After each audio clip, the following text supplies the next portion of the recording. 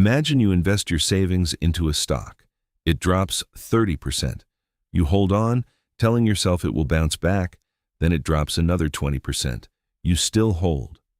Because selling now would mean admitting you were wrong. Sound familiar?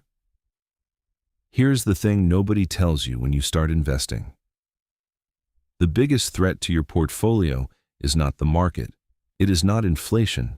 It is not even bad companies. It is your own brain. And by the end of this video, you will understand exactly why your mind is wired to lose money and the specific mental traps that drain everyday investors dry, one bad decision at a time. Your brain was not built for investing. It was built for survival. Thousands of years ago, if something looked dangerous, you ran. If something looked rewarding, you chased it. Fast reactions kept you alive. But in the stock market, those same fast reactions can destroy your wealth. Behavioral finance is the field that studies exactly this, the gap between how investors should behave rationally and how they actually behave in the real world. Researchers like Daniel Kahneman won Nobel Prizes proving that humans are predictably irrational. And the wild part? Even professional fund managers fall into these traps. So, if you have ever made a money decision that felt right in the moment but turned out to be a disaster, you are not stupid. You are just human. Let us start with one of the most dangerous biases out there. Overconfidence. Studies show that the majority of people believe they are above average drivers. That is mathematically impossible. The same thing happens with investing. Most beginner investors, especially after a few early wins, start believing they have cracked the code. They trade more. They take bigger risks. They stop doing research because they trust their gut. And then the market humbles them fast. The 2020 and 2021 bull market created an entire generation of overconfident retail traders who thought they were geniuses. Then 2022 came and wiped out a lot of those gains. Overconfidence does not just make you feel good. It makes you reckless. Now here is one that messes with almost every beginner. It is called anchoring. Say you bought a stock at $100. It drops to $70.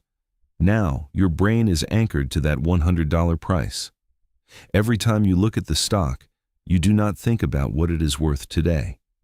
You think about getting back to your original price, so you hold a dying stock hoping for a recovery that may never come, not because the fundamentals support it, but because your brain has latched onto a number. Anchoring shows up in real estate too, in salary negotiations, in how we price things we sell. It is everywhere. And once you see it, you will start catching yourself doing it all the time. Here's where things get really interesting.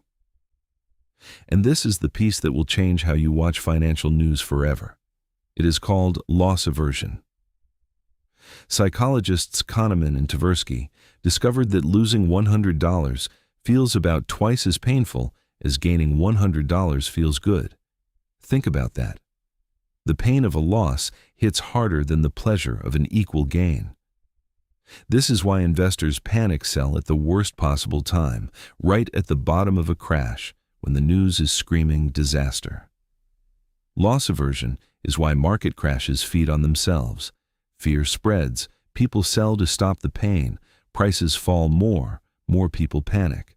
It is a cycle powered entirely by human emotion, and the media knows exactly how to trigger it. You have probably heard of herd mentality, but most people underestimate how powerful it really is. When everyone around you is buying a stock, your brain interprets that as safety. If the crowd is doing it, it must be right. Right? Wrong.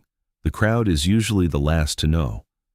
By the time a stock is all over social media with rocket emojis, the smart money has often already bought in low and is waiting to sell to you. GameStop, Dogecoin, countless meme stocks. These were not investment opportunities. They were social contagion events. And millions of people lost real money following the crowd off a cliff. The herd feels safe. That is exactly what makes it dangerous. Here is a bias that shows up in how you manage your existing investments. It is called the disposition effect.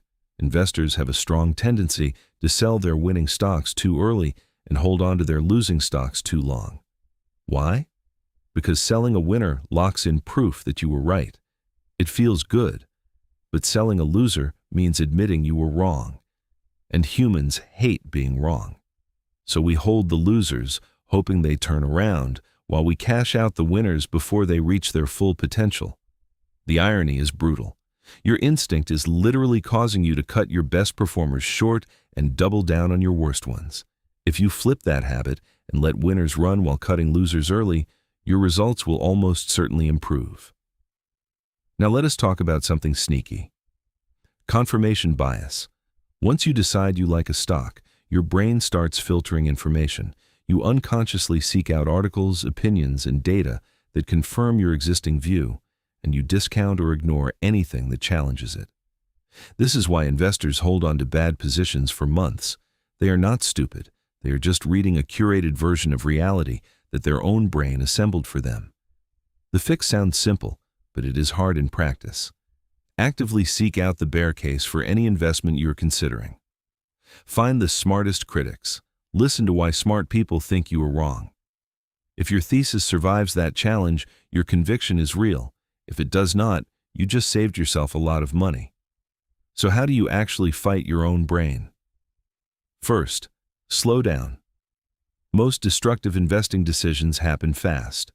When you feel a strong urge to buy or sell urgently, that emotional urgency is a red flag, not a signal to act. Second, write down your reasons before you invest. A simple investment journal forces you to think rationally before emotion takes over. And when you want to sell, you have to compare your current reasons against your original ones. Third, automate what you can.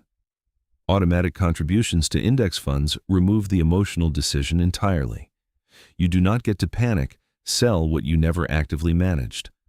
Boring systems beat exciting instincts almost every single time in investing. Here is the real takeaway. Every investor has these biases. Warren Buffett has talked about fighting his own fear and greed for decades. The goal is not to eliminate your emotions. That is impossible.